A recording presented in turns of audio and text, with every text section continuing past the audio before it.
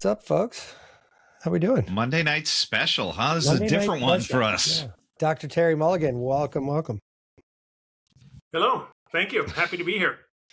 Yeah, so just to kind of lay the framework, Dr. Terry is going to be also working with the Suck It Up Buttercup project that Tom and I have been talking about nonstop here. That is actually getting closer and closer, so we're excited to have another sort of Buttercup family member, as it were, to talk. And we picked the one that's closest in proximity, too. Right. And also a rare opportunity to talk to another Baltimorean. Yeah. That's right.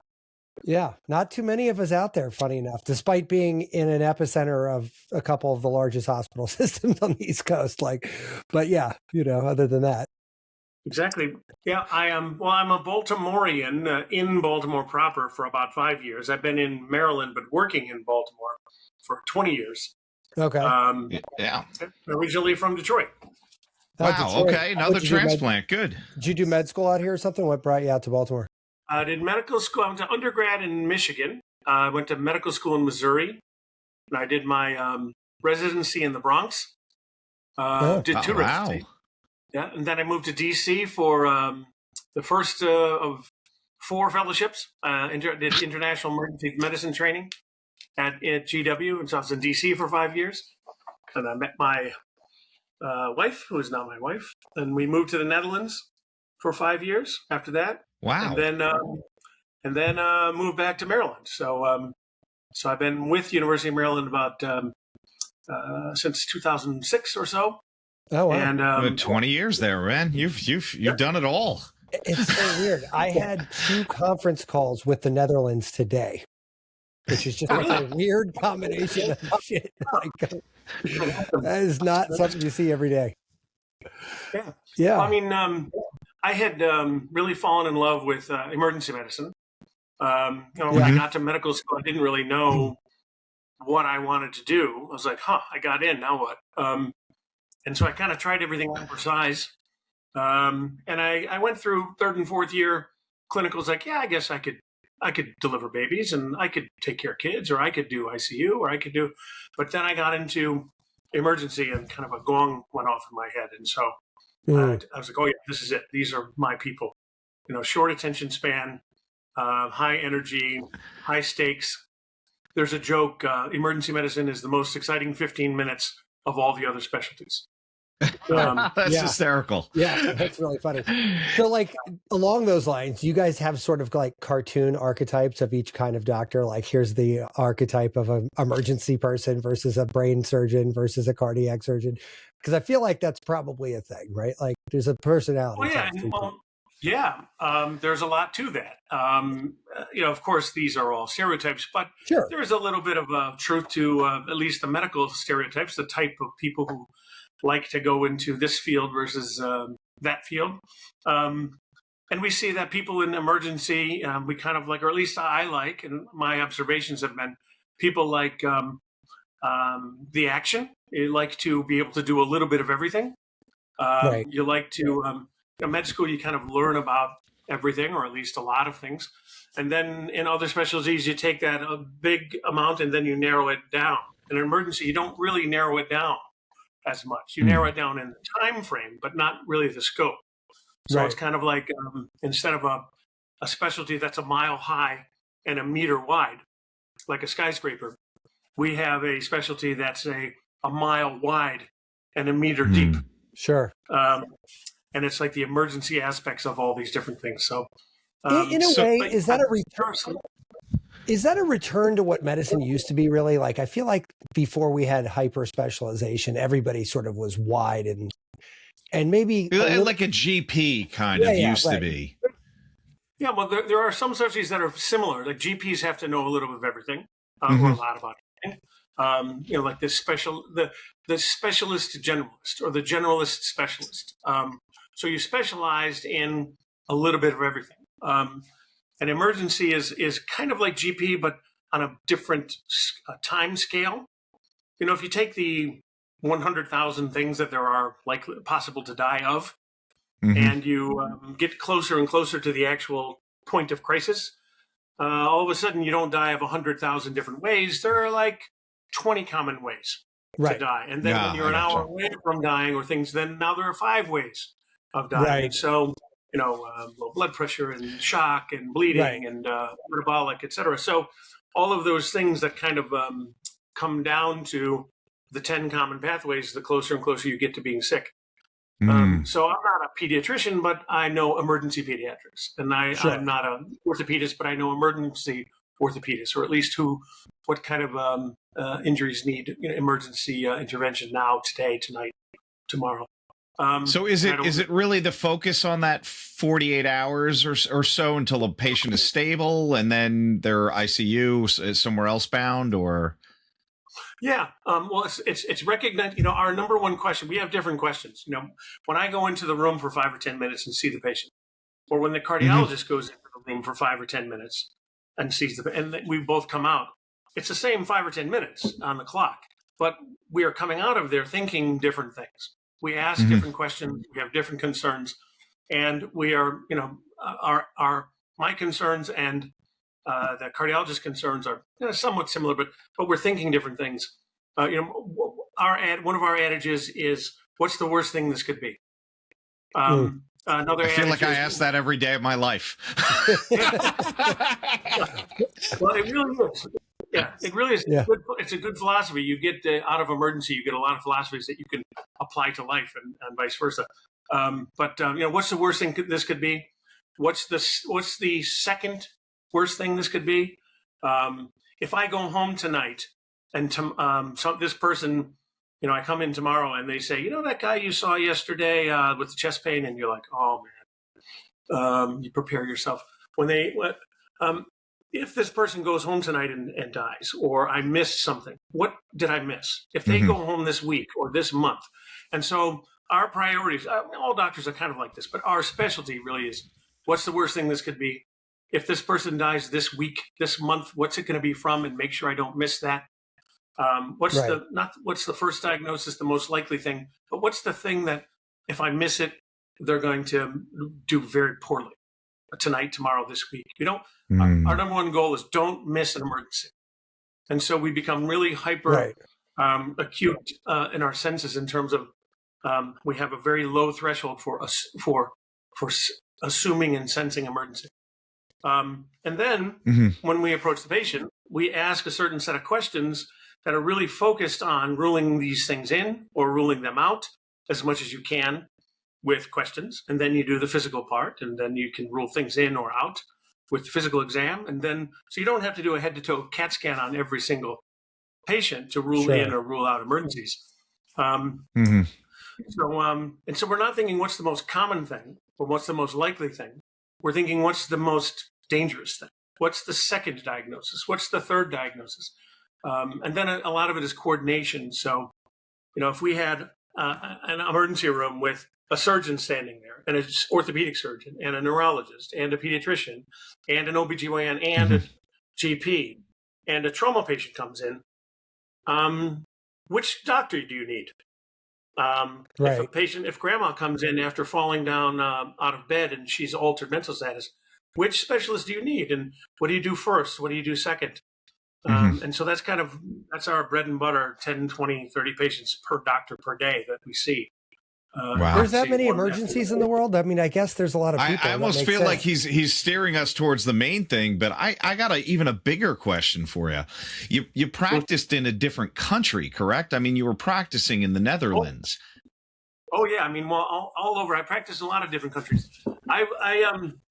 I was trained in emergency medicine, so how to take care of emergency patients. Medical school teaches you how to take care of patients, and it teaches you specifically how to diagnose patients. That's one thing that doctors do that we do kind of not exclusively, but that's one thing that we do is diagnose, right? And so, and then residency teaches you how to take care of emergency patients or surgery patients or whatever your specialty. Whatever your specialty is, yeah. But none of these medical school residency, they don't really teach you the system. They don't teach you the healthcare system. They don't teach you how to build it. They don't teach you what the components of it are. They don't teach you the finances of it, the health economics of it, the health policy of it, the legislation of it. I mean, the average doctor, including me when I graduated, couldn't tell you how the healthcare system works, from head to toe. Mm-hmm. And it's, even after 25 years or something, I can take a go at it, but I still get pretty lost in the weeds, with the details and intricacies. But so what I became really interested in was emergency systems, and I did some relief work and overseas work in Guatemala and El Salvador, like for disasters and for they used to call it mission work, but now it's relief work. And I found out, man, I really don't understand how healthcare systems work very well, including my own. So I kept going back and back and back to school to find out all these pieces that I hadn't maybe I learned a little bit about it, but I hadn't learned enough about it. And so I became interested in how do you build emergency systems, healthcare systems, and then how do you build healthcare systems overseas? And so I had to get extra training in all these areas that I didn't have. So I wound up getting trained in public health, and then I did a fellowship in international emergency medicine. So how do you actually build emergency systems, in other countries? And then I did health policy fellowship. I did an administration management fellowship. When I was in the Netherlands, I did a second master's, or started the second master's health economics, policy, and law. And so I did a health policy fellowship later on. And then about 5 years ago, I went to business school. And so, yes, God, what are you? My mom is getting angry at me right now. She's calling me lazy, by the way. Yeah. All you do is this stupid podcast, Tom. I got the doctorate. It wasn't the right one. It's a whole issues. Yeah. I went to osteopathic medical school also, so I learned about the osteopathic medical approach, which is a little bit different than the traditional medical approach. And then my second residency I did was osteopathic manipulative medicine, so kind of that hands-on diagnosis and treatments that the DOs have been famous for 100 years. And there's that's a lot sort of to the opposite of emergency, though, right? Like, I mean, it's like that's sort of like long-term nurturing care versus like you're dying on a table right now. Those seem to be very different. Well, yeah. I mean, in the ER, about, depending where you go, about a third of the people are sick enough that they have to stay in the hospital. So if you go into downtown Baltimore, it's about 50%. And if you go out into the suburbs, maybe it's 15, 20%. But the GP's office is about 1 out of 40. The cardiologist's office, maybe 1 out of 25, is they show up at the office and you know what? You need to go to the hospital. Like right now. Wow.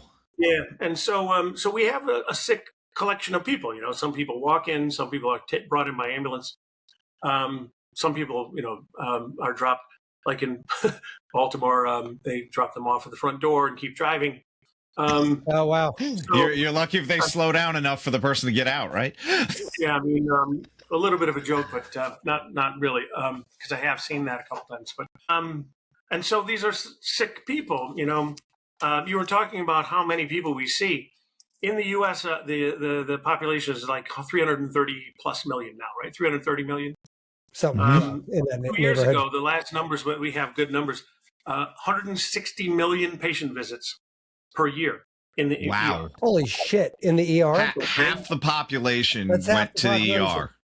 It's now 55% of all hospital care in the U.S. is delivered in the emergency room. 55%. So if you had one of those balance beams, like in Breaking Bad, 50% of the admissions of the hospital, 50% of healthcare is on one side, that's emergency, and then all the other specialties on the other side. So, which is absolutely crazy. Is that because a lot of people are just using the ER these days as their primary care doctor's office? I mean, is that like what's causing that? Yes and no. It's not that they're using it as a primary care. It's that they don't have primary care, or they don't have adequate primary care, or they don't have coverage. They don't have insurance, or they don't have adequate insurance. And as you know, insurance is getting more and more expensive for 50 years, and they're covering less and less and less, and they've become really, really experts at not covering. And so what people do is, and we don't have people who are in the ER to get their prescription or because they couldn't get into their GP. We have people who couldn't get into their GP this whole year, or they didn't go to their GP enough for the last 6 or 12 months, and now they're sick. And so it's preventable in that if they had primary care or primary prevention, a lot of it is preventable. But they still come in. So when I went to Netherlands, and I did a lot of work in other countries, Scandinavia, for example, Netherlands, the people in Netherlands, they all have private insurance. So private insurance is mandated by the government. It's subsidized by the government. And the cherry picking that the insurance companies here do is not allowed there the same way. And so 99+% of the population in the Netherlands is covered by private insurance. But people still get heart attacks. They still get car accidents. They still get sick. They just get sick later. So instead of being 35 or 40 with diabetes and high blood pressure and your first heart attack at 45, there, the healthcare curve is kind of rectangularized, and then they get sick at age 70 or 80, or just in general, as a rule. Interesting. So their ERs are still full. They're just filled with a different handful of people. Is the percentage the same? It's not 50-50 though, is it? No. It's different. It's different because they had, it's kind of apples and oranges. The Netherlands population is, I think, 17 or 18 million. That's less than New York City, tri-state. Yeah, I was just going to say, it's a big city. Yeah. And the whole the haves and the have-nots, the difference between the rich and the poor there is much smaller. Of course, they have wealthy people, but it's not. They don't have the Gini coefficients and the inequality in income the same way to severity that we do here. We also have 10%, 15% of the people in our country are either new immigrants or first generation, and they came from places sometimes that had completely different public health and healthcare systems. So they bring their home country epidemiology with them. And so it's kind of hard to compare, apples and oranges. So, but they don't have as many admissions there because they also have better GP availability. They have better coverage. They have better insurance. Their insurance model pays for more. Now they pay more for it, or somebody pays more for it. Their taxes and their government and they themselves. When I was there, my insurance for my wife and my 2 new children and myself was about 4,000 or 5,000 euros, and here I'm paying 25,000. That's insanity. That's insane. So that would come out of your taxes, correct? And rather than some of it I had to pay for. Some of it my boss paid for. But 50% of it was kind of the way you don't pay for the fire department. You do, but you don't pay. It's not like a line item. See, Doc, you're avoiding the word socialized, which I get in this political climate, but you're not selling it. Yeah, you know what though? It's funny everywhere around the world. I have a place in Costa Rica, and they have an interesting thing. You can get socialized medicine or free medicine, right? And it costs, I think it was $1,200 a year, US dollars, right? But that's like the shittiest possible insurance you can get. Well, it means what you get. Yeah. Most people of means buy a secondary policy that makes it something better, right? And that's quite a bit more, but it's still quite a bit less than it is here. So it's sort of, but again, Costa Rica's total population is something like 7 million people. There are, what they used to call that in health policy, called the healthcare basket. What do you get for your coverage? Of course, I was when I was in India 25 years ago, I remember going to different emergency departments and seeing their system. And I've been there maybe 3 times a year for the last 20 years or something. But when I first went there, I remember hearing they have a free healthcare system. And for a lot of maybe 80% of the country, it is free. They don't pay out of pocket. They don't pay insurance, they get covered. But they get, at that time, maybe $150 worth of coverage. Whereas, when we get covered whatever our policy says, in theory. But so there's no real, what I learned from trying to build a healthcare system. I've traveled to like 85 countries or something. I've worked in about 60 countries doing this kind of work. And I worked as a doctor, like doing medicine, teaching, setting up residencies, those in a couple dozen countries. And what I found is, there are 195 countries, 195 plus in in the world. There are not 195 kinds of healthcare systems. There are about 7 kinds of healthcare systems with different variations. Of course, every place is a little different, but they're not 100% different. And so what I found is when you go from place to place, if they go to 2, 3 countries, 4 countries, you're like, wow, this is really different what they have here for healthcare, for coverage, for provision, for et cetera. But if you go to 40 or 50 or 60 countries, you start to see actually there's a lot of similarity. There's more in common than in that are details that are not in common. And so really there's about 5 or 6 kind of major healthcare systems in the world. It used to be the old what we used to have until the 40s and 50s, where the government just pays for it out of your taxes, the Bismarck system. And then you had private and public insurance. You can have a national healthcare system, like what the UK and the UK countries have, where the government is running the healthcare system. Or you can have a national health insurance program where it's insurance, but it's running by the government, like in France and places where a handful of countries in Western I think Europe. Germany too, correct? Well, Germany is 16 states, I think, in Germany, and up until recently, each state had its own kind of healthcare system. So some had the old, sick. They used to call it the sick pool, which is the government would put aside money for each person paying taxes, and then when you get sick, they take out of that pool. They would take the money for people's health care. But then when healthcare started to become more expensive, actual costs became high. Then the costs went higher than the rate pool would allow. Yeah, the pool would grow, and so now I think so. I became kind of a de facto, from observing all these different places, kind of I can see how healthcare systems work better now than I could 25 years ago when I graduated. Right. So the way I described it is, and maybe some of this comes across in the documentary, is our system, to paraphrase Scott Galloway, is expensive but bad. And so the way I describe it is, the healthcare system is a boxing ring with 3 boxers in it. All right, and you have 2 great big heavyweights. One of them, the biggest, baddest boxer, is insurance, and the second biggest, baddest boxer is pharma. And then there's a third boxer who's a skinny little welterweight 18-year-old.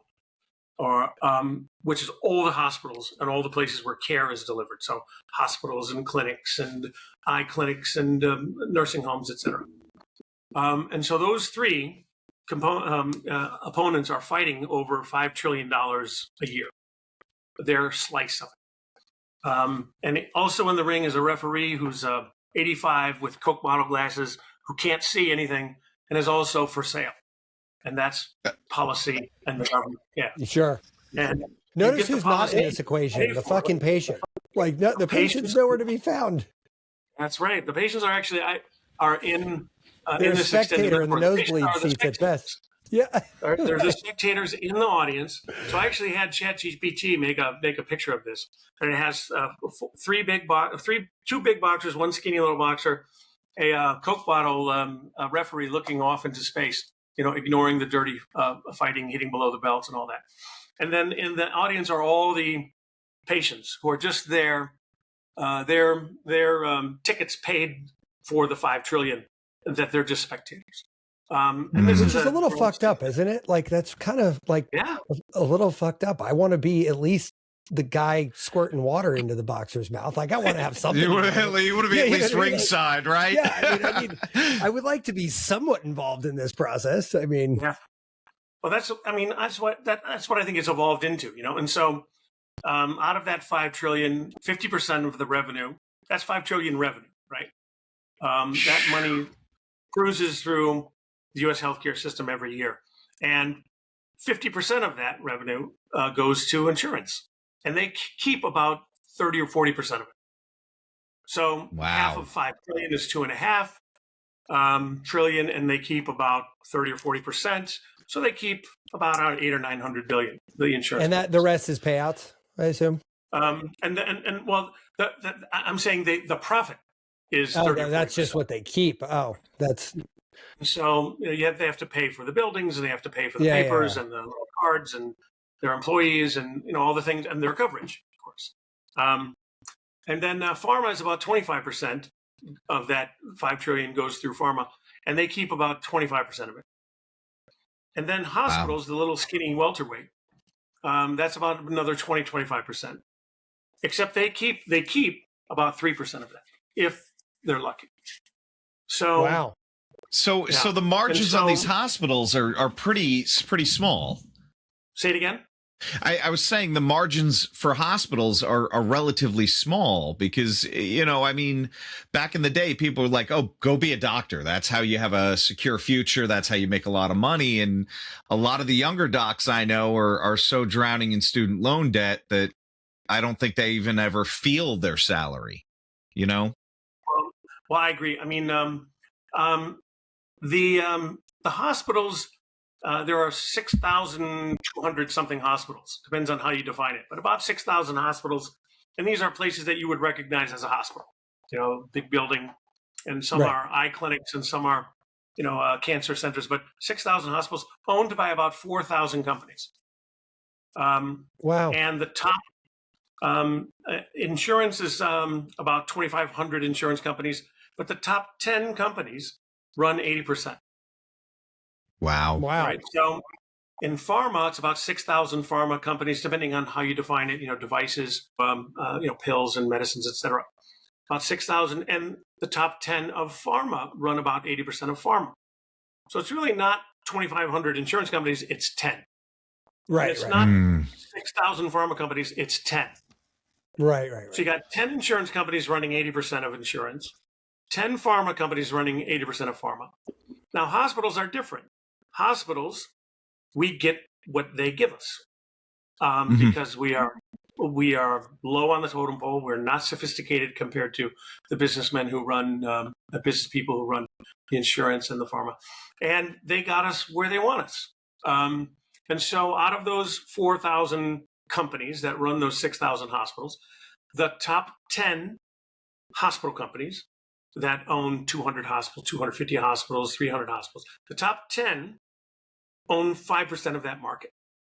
So the top 10 insurance companies run 80% of insurance. That's the crazy. top 10 pharma companies run 80% of pharma.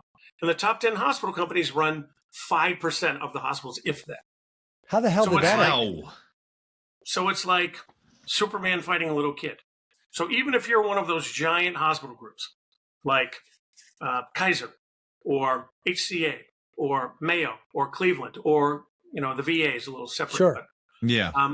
Even if you're one of those biggest hospital groups that own 250 hospitals, you're going up against, let's say, Blue Cross Blue Shield or your average top 10 insurance company. It's like Superman fighting a little kid.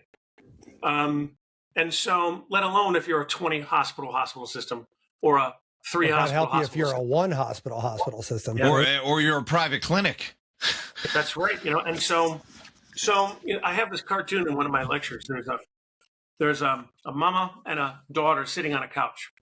And the daughter goes, "Mama, how does health insurance work?" And the mama says, "Well, first they charge these really big premiums." And the daughter goes, "And then what?" And the mama says, "That's it." Yeah. Yeah.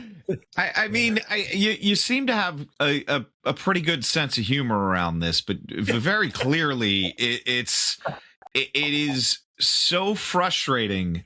And like, clearly I knew about this, but the level in which you've explained it here, I didn't get the gravity of how severe it was. I definitely. I'm just a weird acupuncturist trying to get my $100 from United. Yeah,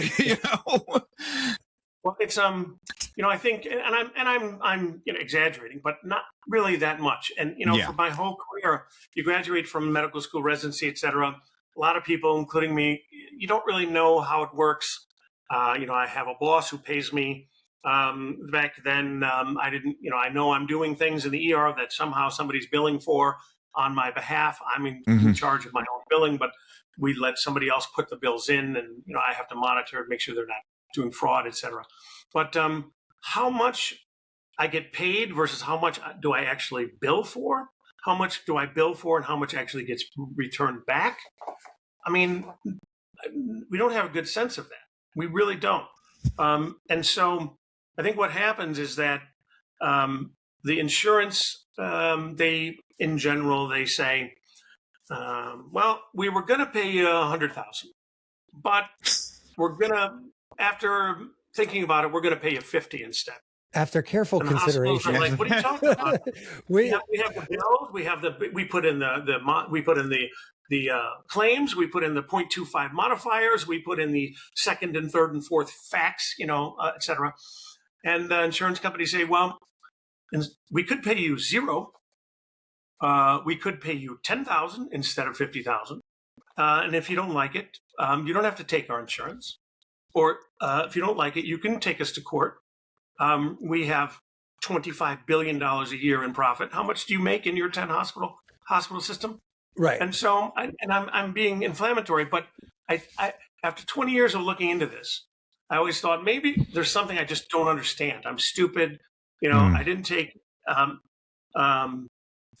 there's something arcane about health economics or health policy or health law or business or, billing that I don't understand, that if I only knew those things, that I would see the way they see, that it just has to be this way.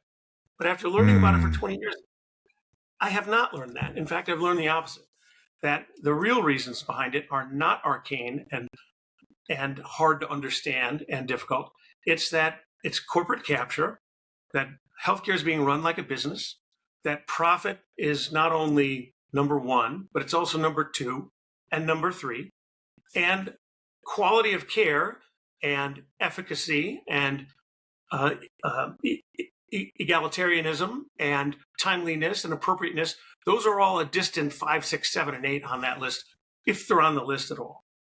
And it's good business. That's the way, if you're running it things like a business, then you want to run it like that. But it's not just a business. It's healthcare, and it's people's lives, and it's suffering, and it's needless, unnecessary suffering.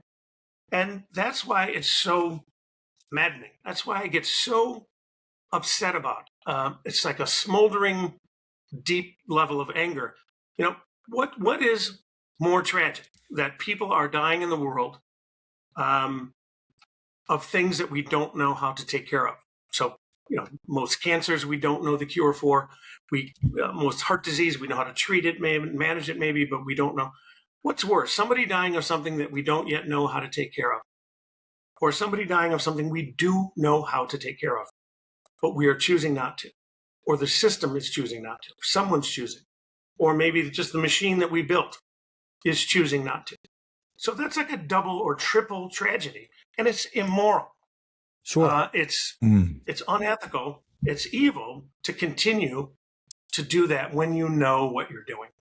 So, Terry, I got a question for you, man. I'm a technology guy by trade. So as long as you've been doing medicine, I've been doing technology, and technology follows. I don't think it's not.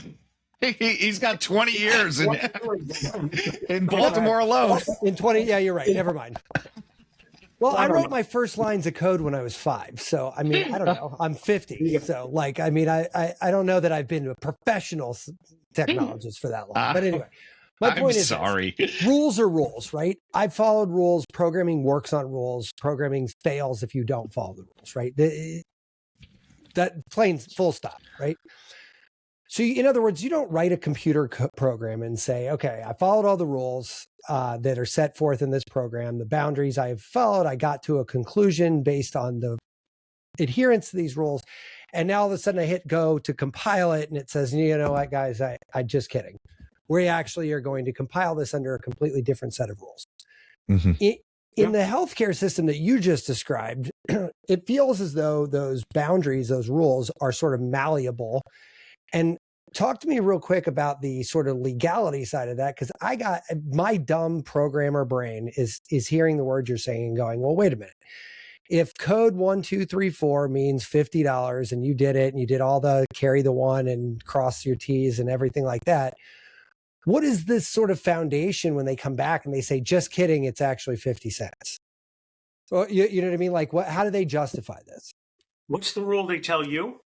Or what's the rule they tell each other in the back room? Determination of benefits is not a guarantee of payment, I believe is what I've heard on hold with Blue Cross Blue Shield more than once. Well, that's right. I will tell you my opinion on this, and the opinion is loosely based on, well, I've seen about 65,000 emergency patients in my life. Wow. It's crazy. I've started a bunch of residencies overseas, either directly or indirectly. And so each of those residents is seeing 65,000. And there have been a handful of countries where I've helped get emergency medicine started as a specialty. So now that means all of those doctors in those countries, they're all seeing all those emergency, they're all seeing 65,000. So there's like this knock-on effect of ways of influencing how medicine is being done. But in general, I think there's what is legal, and then there's what is being done, which is that is something that can be determined. That needs to be determined by policy. Needs to be determined by in some cases legal action and lawsuits. And in general, you get the policy that you pay for. It's the best democracy money can buy. The policy that you pay for and lobby for is, in general, the policy that is written and that is enforced. You get the enforcement you pay for. And so, are there but that cases? Sounds like it's on the patient side, what you're describing more. So. No, that's definitely the insurance companies paying for the lobby. The people who lobby, I mean, I don't. Oh, I see what you're saying. I'm part of a couple of medical professional organizations, and we have lobbyists. We have lobbying activities. And our lobbying activities are about 1% of one insurance company's, monthly budget or something. Jeez. I think they probably spend more on their hotel bills than they do, than we spend on our entire lobbying budget for the whole year for one of this emergency medicine organizations I was involved with. And so there was once a book, those travel books, See Europe on $5 a day or €5 a day. There was a book about lobbying that says how to see Washington, D.C. on $25,000 a day. And it was about lobbying, because back in the 90s, I think when this book was written, in order to get your foot in the door, senators have to raise at that time $25,000 a day. I think more now it's like $50K a day on average. A day. So just to be reelected, and something similar with the House of Representatives. And so half their job is lobbying, talking and fundraising. And so even to get your foot in the door, that's what that how to see DC on 25 grand a day is, just to get their attention in a way where they're paying attention to what you're doing was that much. And so, when you look at what people vote for, what the voters vote for, when you look at what the politicians say they're going to do, when you look at what, and then compare that to what the actual policy is that comes out after the election in the months and the years after those people are elected, it has almost zero correlation to what people voted for. It has almost zero correlation to what the candidates said.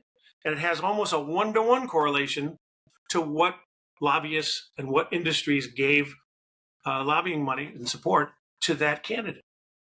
So, I mean, this is not an arcane, hard to understand system. Probably the clearest system to understand in all the systems in the world. Well, the people that understand it certainly are benefiting. Well, I mean, when you have somebody lay it out like this, I don't think you have to be even semi-conscious to understand the motivation behind this thing, really. I mean, well, I think it's, just like, who was it, Upton Sinclair. It's hard for a man to do the right thing when his salary depends on him not doing the right thing. Sure. Mm-hmm. So, it's very, and I don't think it's that these people are saying, we are evil guys and we're making all this money, and let's lie to, the public. I think they kind of believe their own hype. They are enabling the healthcare system to deliver healthcare to millions of people. They're helping, and they don't consider the 40% profit that they make to be usurious or excessive. They think it's part of the system. As a guy who's been in marketing for a long time, when I see a commercial that has like 9 celebrities in it, and I said, how much could this product cost if we readjusted without this fucking stupid commercial? Like, I mean, what did you just spend on this fucking ridiculous commercial, paying like, a handful of really famous people to be in your commercial? Like, couldn't you have just deducted 50 cents a can off of this fucking drink and made it like not ridiculous? Like, you know what I mean? Like, and the answer is obviously no, but I kind of feel the same way about healthcare. And especially after you've given us some of these numbers, I mean, 40% operating margin just from a. I'd like to make 40%, and not only making 40%. Sure, everybody would. Who wouldn't? Imagine if every year you bought a cell phone, that this year's cell phone is 25% more or 20% more than last year's cell phone, and it's worse. Right. And then 2 years from now, it's 20% more again. And so now instead of buying the, Apple 10, and then next year buying the Apple 12, you're buying the Apple 7 next year. And then 2 years later, you're buying the Apple 5, but it's twice as much. And so they haven't actually, there needs to be a payer system, right? One of the ways I described it is every country, whether it's a country or region, depending on, the coverage, every country has a big pile or collection or bank vault, whatever you want to call it, a big pile of money that it uses for its healthcare system. Scrooge and that pile can have one source, it can have 5 sources, but imagine all the different ways that it comes up with. It comes up with, and it puts it into a big pile. And then from that pile, you pay a little bit for administrative things like who gets what and who needs what and who gets paid. You need some money that goes through research and development. You need some money that goes to building buildings and paying for the people who work there, including doctors but all the other parts of the healthcare system, professionals who are necessary for the system. And so, and then if you just run that. There's a lot of gaming of that system. So the people who can set their shop up closest and right next to that big pile of money and are the most effective at getting the biggest bites out of that, those are the ones who then become dominant. So I have a different slide in one of my lectures. My son showed me this video about this. There was a sperm whale that had died and it was floating in the ocean. And it was just big, giant sperm whale. And they showed this great white shark like miles away that could somehow smell the dead whale and swam miles to find, and then took a big, giant bite out of this big, giant whale. And then a second shark showed up, and then a fourth shark. And then eventually there's 15 or 20 great whites that are, 15, 16 feet long, each of them. But they looked like tiny nothings next to this dead sperm whale. And I said, that's the healthcare system, is you have this floating whale of big pile of money, and each of the private interests are taking their big, giant bites out of it.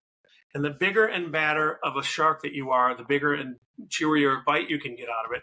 And then what's left over are the tiny little bits that are picked up by the little sucker fish that are on the outside of the sharks. Yeah. And then eventually the tiny little minnows are there eating up the little tiny bits. And the minnows are the patients. So out of that great big pile, big dead whale of all the healthcare money, most of it's going to the sharks, and most of it's going to the biggest and baddest great whites, who then, of course, eat each other up too. And so, and what's left over are the tiny little bits for the patients. That's if you are lucky. And so, again, it's an exaggeration, but not by much. Right. I think it's, if you run most of these industries, if we were talking about energy or shipping or non-health insurance, like all the other insurance market, or even Wall Street, if you run these, it turns out that there's a small number of companies that are running each of these sectors. There are 4 chicken companies. There are 5 cable companies. There are 3 cell phone companies. There are now there are 7 or 8 auto companies, that are control most of the market. And that's what has happened in the healthcare system, where you have insurance, which is really the most successful player inside that boxing ring. Insurance really runs everything in the U.S. You get whatever they decide to give you. That's what you get. Doc, I was going to ask you, because I want to make sure we spend some time talking about Suck It Up Buttercup, how you got involved. But this 45-minute education that you just spat on Matt and I, literally, I don't understand how you wouldn't be involved with it. So can you tell us maybe a little bit how you got involved in Suck It Up Buttercup, a little bit in your view about what the movie's about, and go from there, man. Yeah. Well, that's there's a group I'm a member of. I'm a member of a lot of different emergency medicine groups. It's professional medical organizations. But I think my favorite is, and the one I'm really proudest of, is called American Academy of Emergency Medicine. And it's 30-something years old now, 32 years old, I think. And it's the second biggest in the U.S., I think 8,500 plus members or so. And it came about, and in the U.S. there are about 42 or 43,000 emergency doctors. And a lot of them are members of different organizations. Some of them are members of all of them, like I am. But this American Academy of Emergency Medicine, I was on the board of that for 6 years, and I've been working with them doing different things for 20 years. And AAM, as you know, is one of the major sponsors, the main sponsor, I think, of Suck It Up Buttercup, the film. And they had a call out. They had announced that they were the AAM was announced to its membership that they are sponsoring and interacting with the people making this film. This is about 1.5 years ago, and they asked for people, if you wanted to, we want to hear your voice. Give us your commentary. We want to hear from you. And so I said, "Yeah, you sure?" Are you sure? Because I got how much time you got? Here we go. So I gave my little spiel, the diatribe you just heard.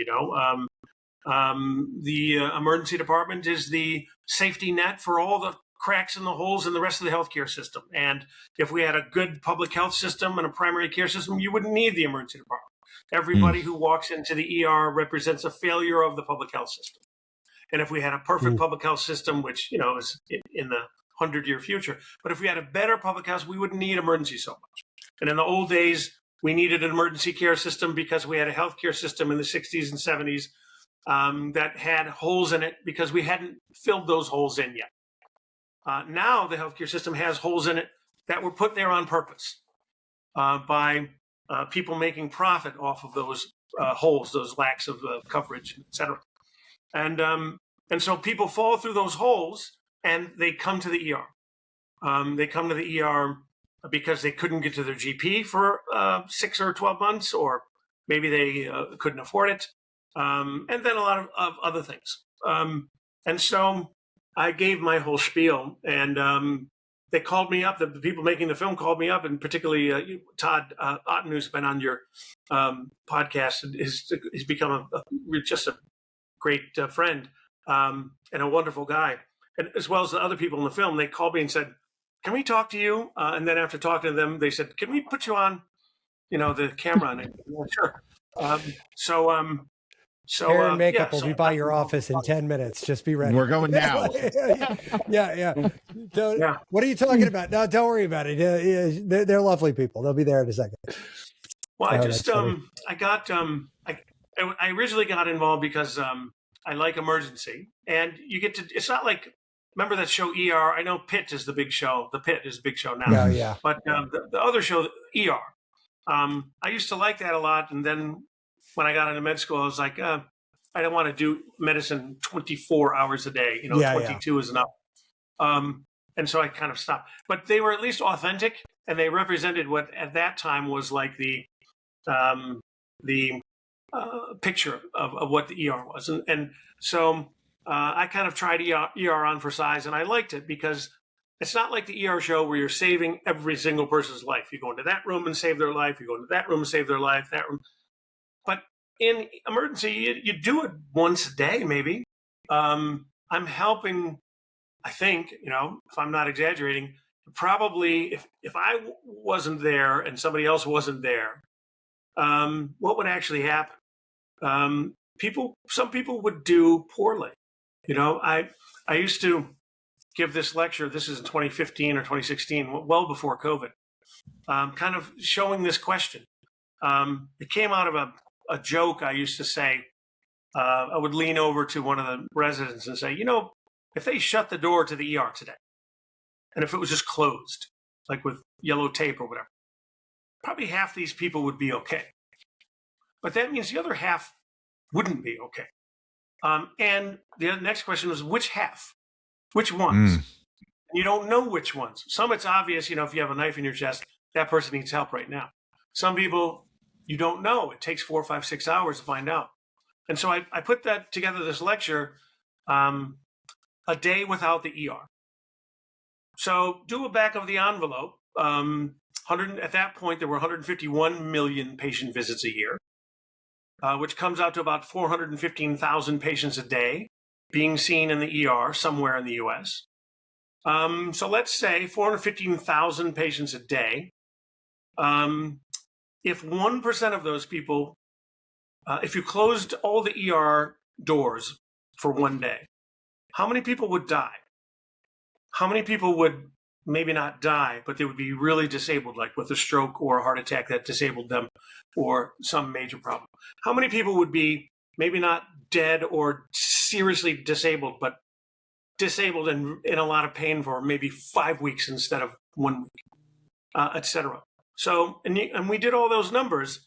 If 1% of the people die, that's 4,100 people dying a day. In pre-COVID days, that's a big number. That's 10 jumbo jets, right? So if 10 jumbo jets were crashing every day, that would make the news, and somebody would look into it. And so emergency turns out it really it props up the morbidity and mortality. It improves that for the healthcare system. It also, even if the only thing you cared about was money, how much money does this actual cost? Well, 51% of the overall attendance to the hospital. It's quite a nut. Yeah. And it's also things like most hospitals, 60, 70, 80% of their income comes from hospital admissions. And about a third or half of all hospital admissions come from the emergency department. They come through the emergency department. And so if we shut that door, that means half of 80% of hospital income is lost for that one day. And so I did all the economics. It turns out there's a huge impact of what we do, not just in emergency, but in all the different specialties. But in emergency, there's a huge value that we add. There's a huge pixie dust that we sprinkle on patients. We admit the ones who most of the time are the ones who need to be admitted. And we discharge the ones who most of the time it's okay to discharge and proper to discharge them. And we give definitive care a lot of the time. And we set them up with the proper follow-up care. So it's not just the care that we provide, but the extra unnecessary care that we don't, the unnecessary admissions or people who go home in 12 or 24 hours.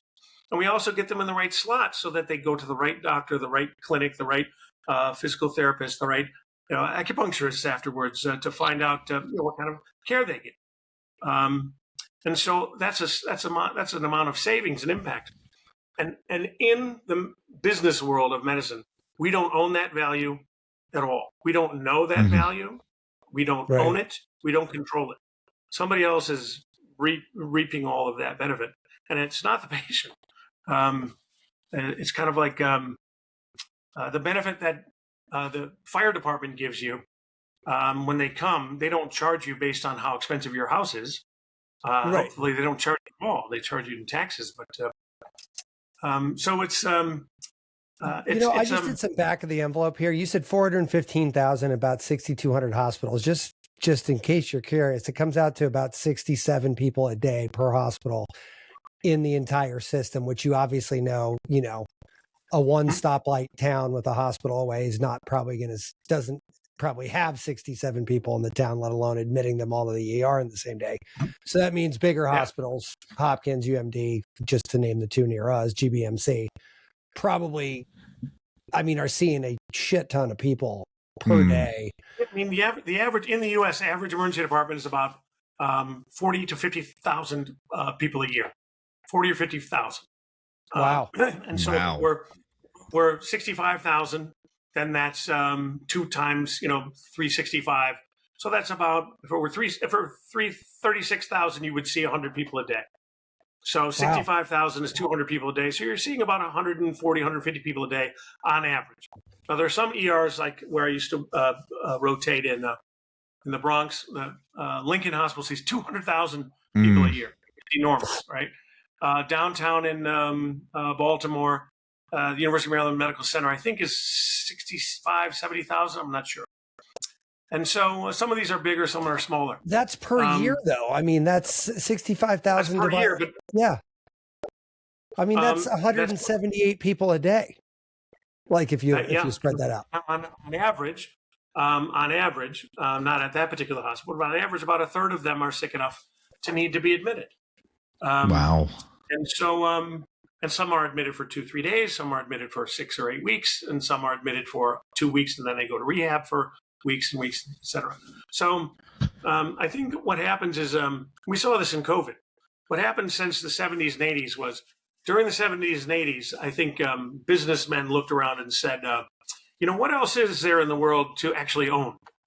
What can we buy and own that we haven't already?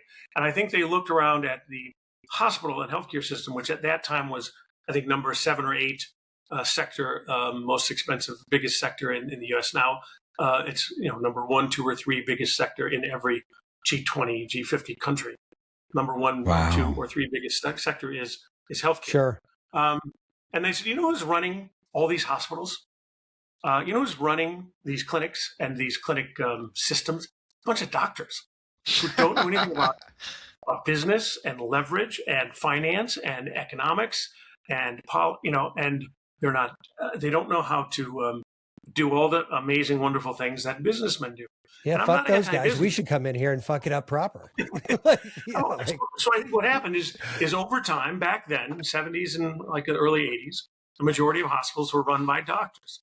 And that, can lead to some problems, obviously. Doctors, I might know how to take care of patients, or I might be a star cardiologist and invent some new surgery, et cetera. But does that mean I know how to run a 2,000 person hospital? Can I run a 10 hospital system?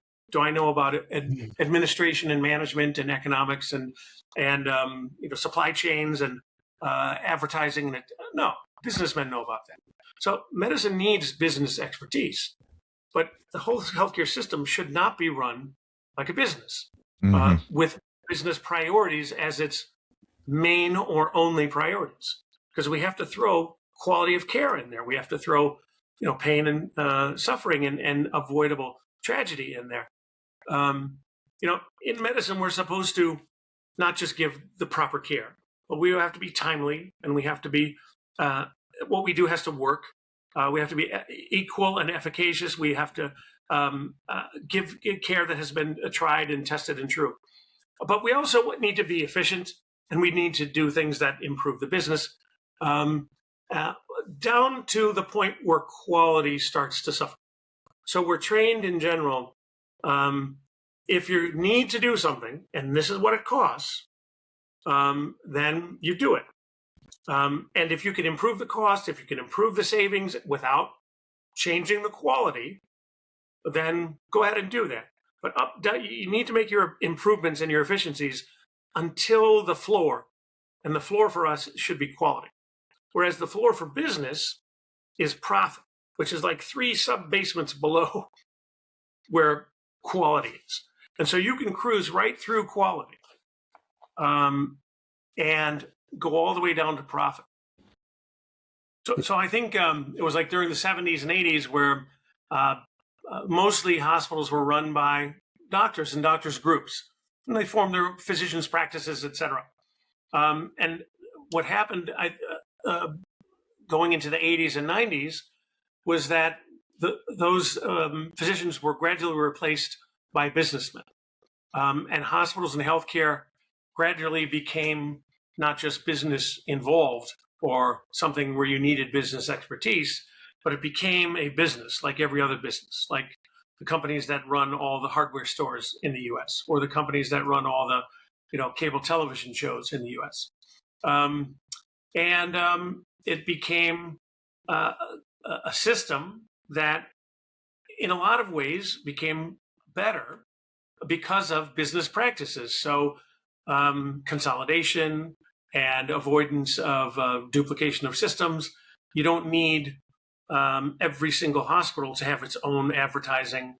You don't need every single hospital to have its level 1 everything, level 1 trauma, level 1 stroke, level 1 cardiac.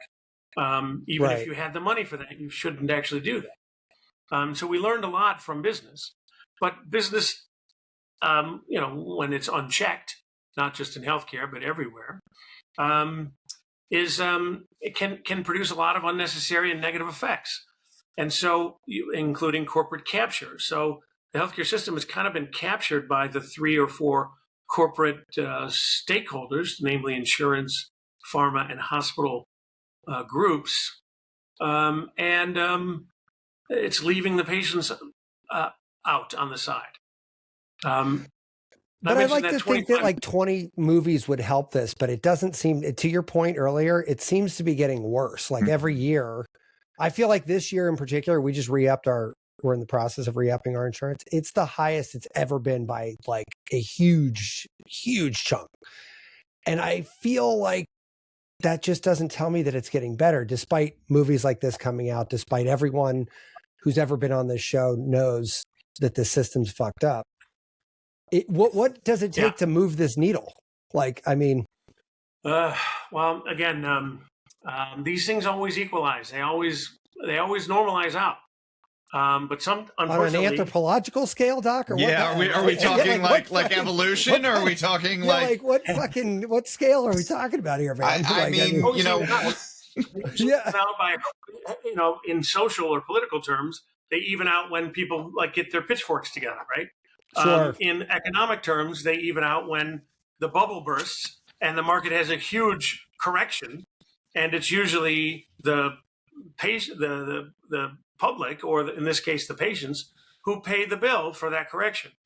But Doc, we had a guy go murder a CEO allegedly, or whatever, in the middle of fucking New York City, and the response wasn't, "Hey, maybe we should check ourselves." It was, "Hey, maybe we should hire better security." Like, you know what I mean? Like, it just seems like even big swooping things don't really seem to matter. Yeah. Well, I mean, that's what corporate capture is, right? So it's a growth industry. Healthcare is a growth industry. And so their valuations of what they get for their stock quotes and are based not just on how much money they make, but how much more money they make this year compared to last year. And in growth industries, you have to make, it's not enough to make $1 billion or $5 billion or $10 billion a year. You have to make more next year than you did this year. And you have to make more the year after that than you did next year. And soon as that growth starts to taper off, then you become one of the non-growth industries and the big, heavy investors who prop you up and inflate the bubble. They go on to the next thing, whatever the next thing is, tech or who knows. Right. And so how do you keep growing in business? How do you have a growth industry, a company that grows every year better than last year?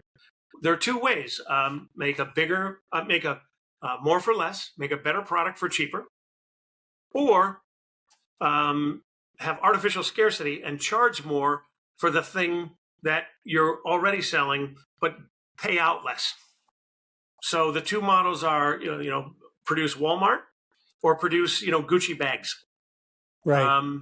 And so Gucci bags cost 10 grand to make in terms of the materials, but they go for 50 grand. Maybe not Gucci anymore, but whatever the most expensive bags are. And so what healthcare system has done, and insurance in particular, is for the last 30 or 40 years, they really haven't improved their services at all, but they're charging more for their services.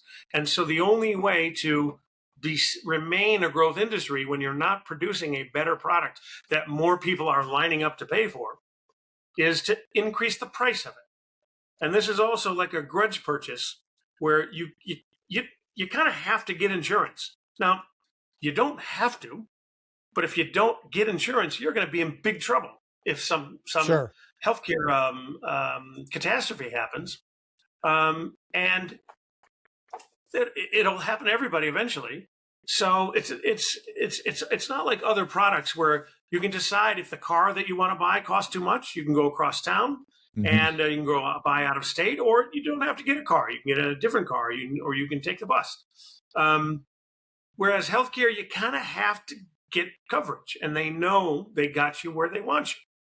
And of course, some people are choosing, because they have no other choice, to not get coverage, or they get inadequate insurance. So in the pre-Obamacare days, Affordable Care Act, it was about 25 million people, 30 million people had either no insurance or very bad insurance, something like 10%. Now it's less than 10%, but that number is rising now. Well, at the prices that they're going for now, it's not surprising at all that happens. Because I have means more than some of the people you're describing, and I don't want to afford this level of fucking insurance. It's bananas. It's bananas. Yeah. Especially because you can't. I'm in the business. I know how to read a medical chart. I know how to read a medical bill.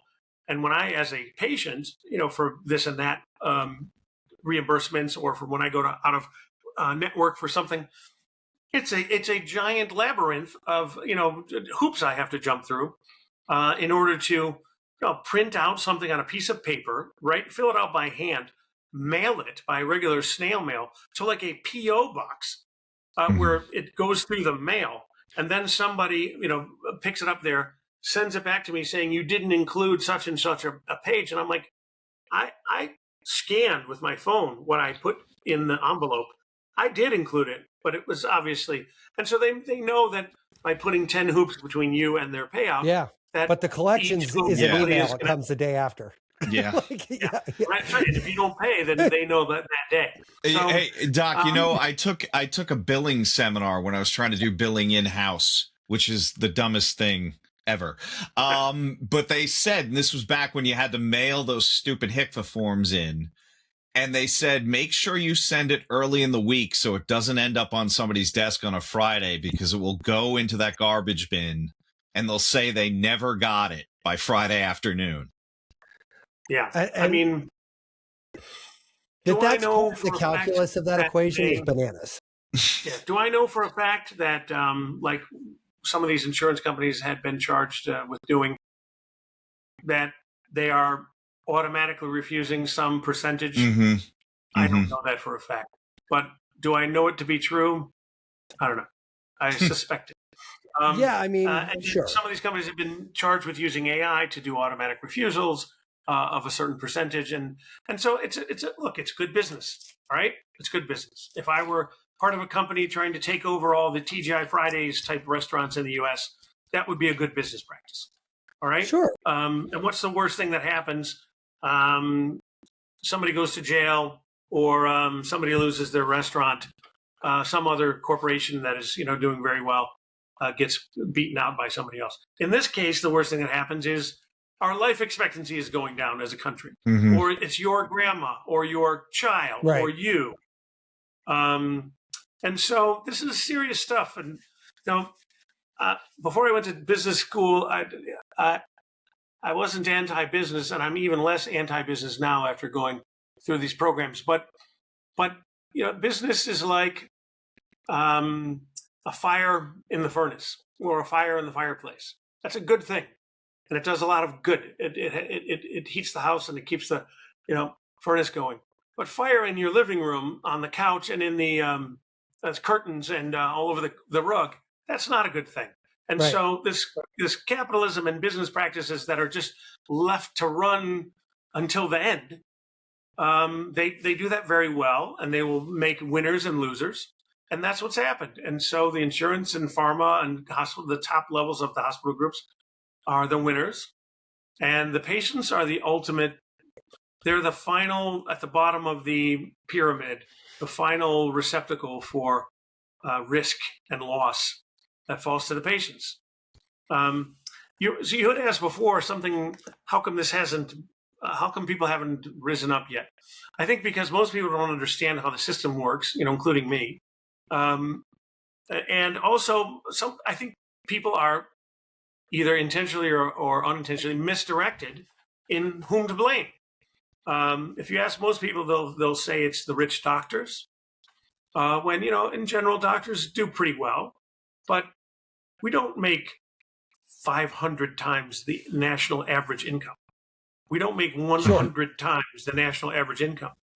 But these top 10 insurance company CEOs make 500 times or 1,000 times the national average. Which is crazy.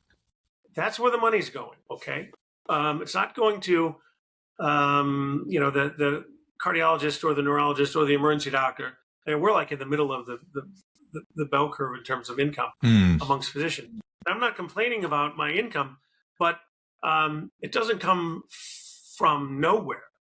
And it doesn't come, we paid for it with school, and we paid for it with time, and paid for it with learning. And for the most part, we didn't really go into it for the money. I have college friends who easily made way more than I ever made in the stock market. They went into business. But I wanted to go into this. But I didn't want to go into this in order to make money for some other part of that same healthcare system that is intentionally putting holes in the system, intentionally making decisions that affect quality of care. And again, I don't think it's the human beings that are so much to blame, although there have to be some, human beings who can be held to blame. But it's not that they're all evil, Mr. Burns type bastards who are like, how we can, steal from him. I think it's just the machine that they work for, the machine that we have allowed to be created has its own incentives. And it's not the same incentives as health and well-being. It's not the same incentives that patients, the payers, the ultimate payers, want. And so, I think what needs to happen is there needs to be some sort of control over, people deserve to make a living.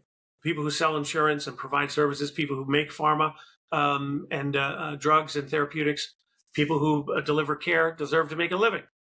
But I think what happened is during the heydays of insurance, which are still ongoing, they're not satisfied with being obscenely, insanely rich.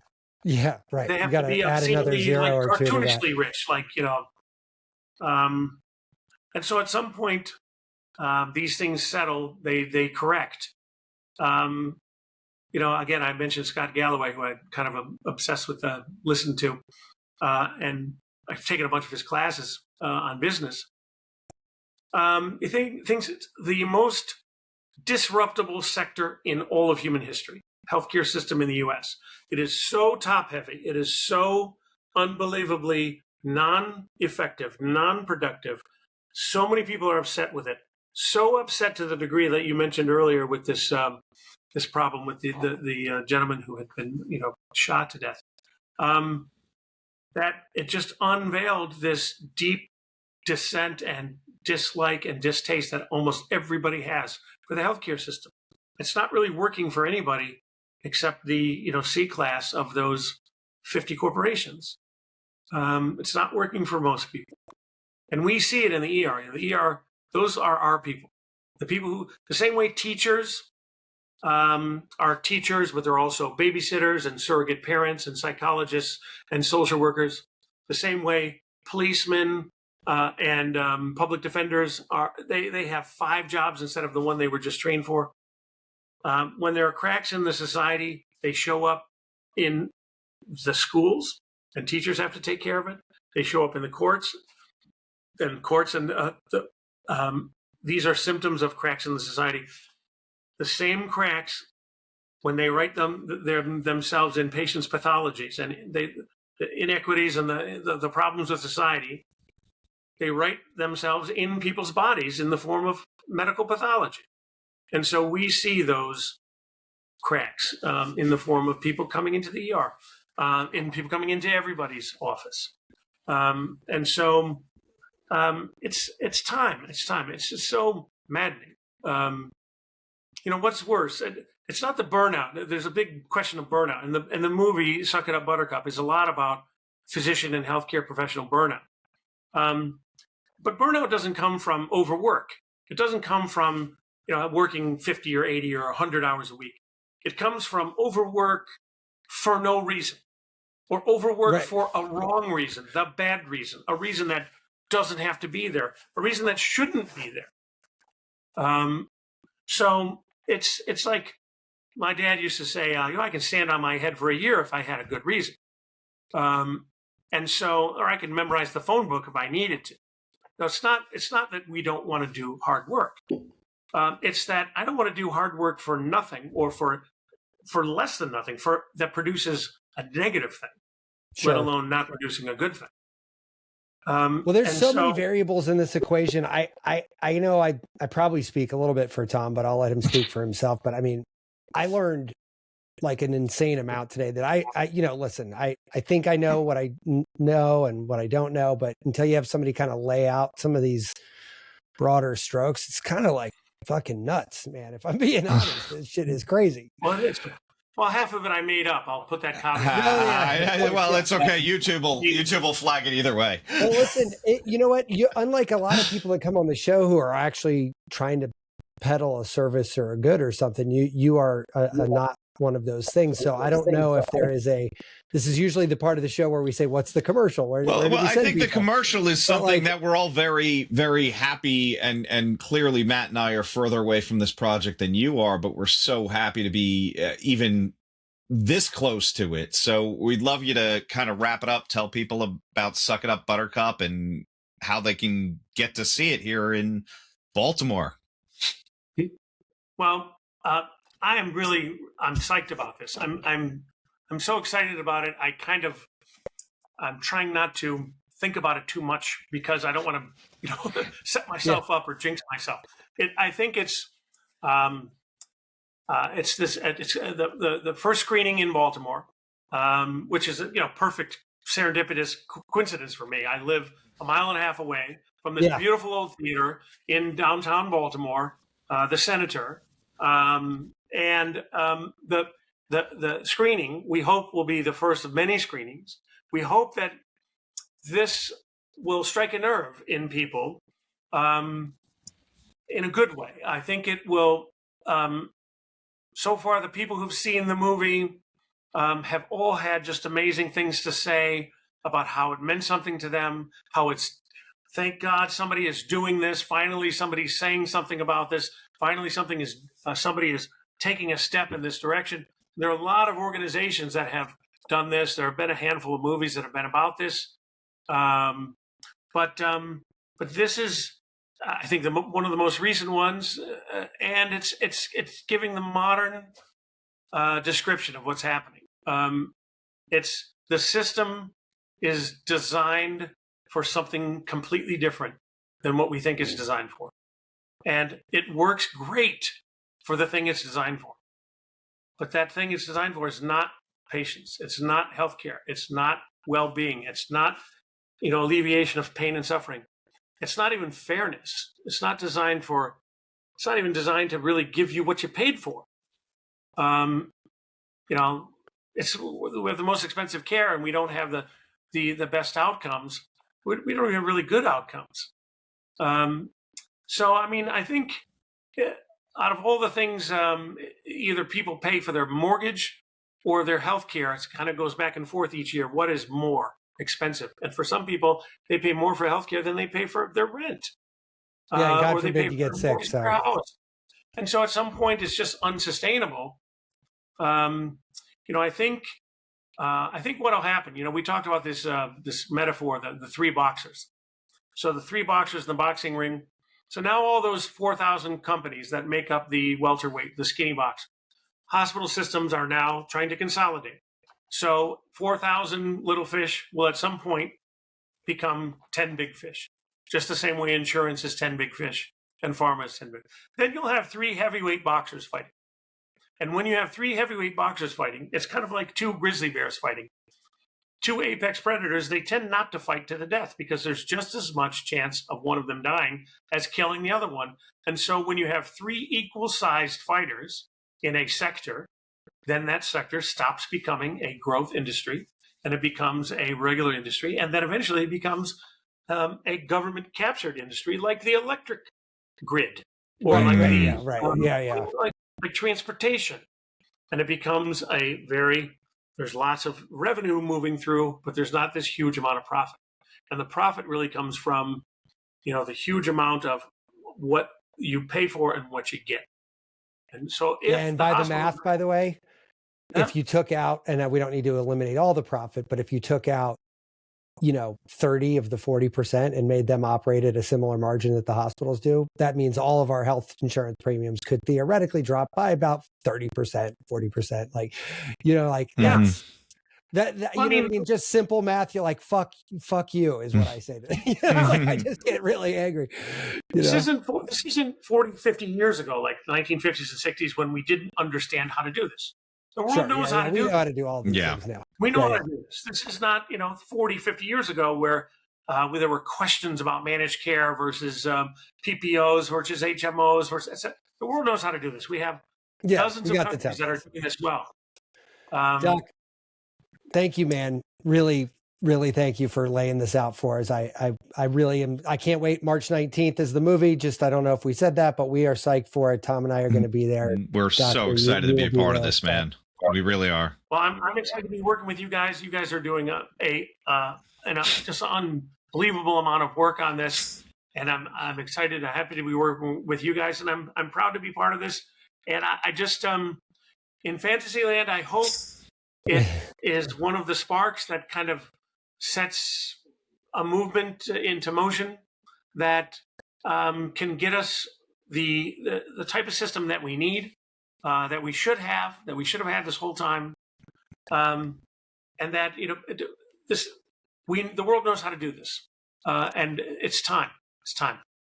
Well, with that, that's a great way to sum it all up. That's a great way to sum it up, and let's see everybody at the box office, shall we? And in the meantime, Terry, thanks again. I really appreciate your time. Yeah, Terry, thank you so much, man. No, thank you for having me. Great talking to you. Enjoy the week, and we'll see you at the theater. Take care. That's right. I will. Okay, we'll see you. Be subversive, irreverent. Health is wealth, but you knew that. Everybody knows that. But so is following us on social media at Irreverent Health. And check out our website for more exclusive content at irreverenthealth.com. Oh, I like this. Thanks for tuning into this episode of Irreverent Health.